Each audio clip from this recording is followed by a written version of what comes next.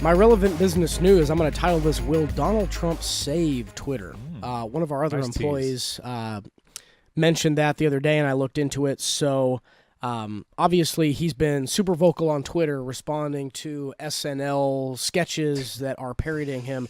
But then more recently, he mentioned something about Boeing. And this was the actual script that he said, Boeing is building a brand new 747 Air Force One for future presidents, but costs are out of control, more than $4 billion. Cancel order, exclamation point. And I feel like I read a little bit on this, but it sounds like he kind of has a point here.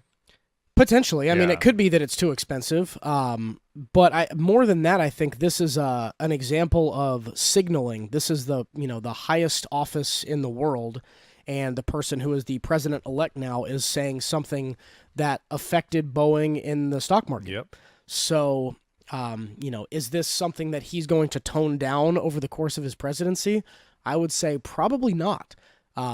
He hasn't yet. He hasn't changed his attitude at all. Well, and here's a quote from him earlier today. I think I am very restrained on Twitter, and I talk about important things. So this is him being restrained, talking about Alec Baldwin on SNL. Yeah. So in a couple different facets of business world, in terms of Twitter being the go-to press release for the highest office in the entire world, that's what it is right now. And something tells me that that's not going to change. So now, if you really want to hear what the president of the United States is going to say, your best bet is to go to Twitter. Right. Is that going to give them more users and have people think of it in a different light? Potentially. I know probably because of that now, I'm on Twitter a little bit more just to see, like, holy shit, what is he going to say? Is it going to be crazy? Is it going to be important? And the Boeing comment wasn't really totally out of control. It may have a point. But to your point, I mean, obviously every single news outlet covers the leader of the free world, as you put it. So do you really need to be on Twitter to get that tweet within seconds? Or is MSNBC and any other outlet just going to say, here's what Trump tweeted last week or today or whatever? And they will do that also. Which is free PR, right? Trump's argument to why he wouldn't go through traditional outlets is because he has said for a long time that the liberal media and the professional media has never covered him properly, so he's skipping them. Yeah. And Twitter allows to skip them. But this is another quote or a tweet from him that we can pull up, I believe, as well. Said, if the press would cover me accurately and honorably, I would have far less reason to tweet. Sadly, I don't know if that will ever happen. I think this is partially him just saying, I'm going to bypass all of that. I don't know if you saw in the last one, but I think it was something like 45,000 retweets, 129,000 likes on the Boeing tweet.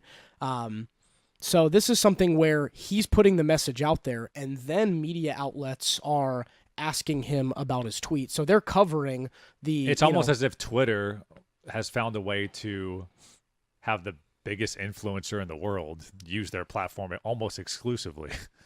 It's the most powerful office in the entire world, and the guy who's elected, that's his primary go-to when he wants to talk about something. So a little more on the actual Boeing part.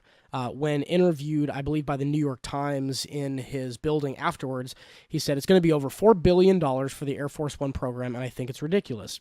I think Boeing is doing a little bit of a number. We want Boeing to make a lot of money, but not that much money. So...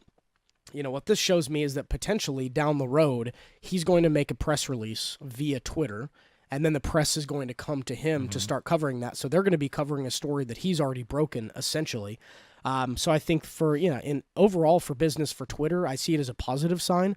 Maybe the, Twitter higher up people aren't super excited that it is Trump that is the one who could be saving. The face of your platform, essentially, now. Yeah, and they've generally been pretty liberal-leaning and trying to stop alt-right accounts and fake news. But, he has a little bit of a point in that, there were so many news outlets that were so wrong about the election and so wrong about polling that, there's a little bit more clout to his statements now that, hey, I'm going to go direct to the public. But he has to be very careful about what he says because there are real-life business repercussions when you do something like that. Looking at the history of media, no longer do you have to beg Barbara Walters to sit down across from you on a couch and have a 60 minutes type interview to get something off your chest or to explain something to the country. And although a lot of people disagree with the way he does it, I do feel that he is using the new medium in which, hey, I have something to say, and this is how I'm going to do it. Well, and not rely on a third party to hopefully turn the narrative in a direction that you want it to go. Right. And one of the things we've discussed quite a bit on previous episodes is that Twitter is really a fire hose. There's no logarithm. Because of that, though, each independent, tweet that you're putting out doesn't feel like this really hard statement, especially if you're super active all the time. If he did a op-ed on medium.com every time he had something to say, it'd be a little bit different. Even to me, it would feel different as a Facebook post. Right. It would feel like that's a little more official. It feels like somehow this is like coming from the Trump camp. True. Twitter feels like this is him just rattling off exactly what he's thinking. And so because of that, it kind of puts it in a better light, in my opinion, for situations like this.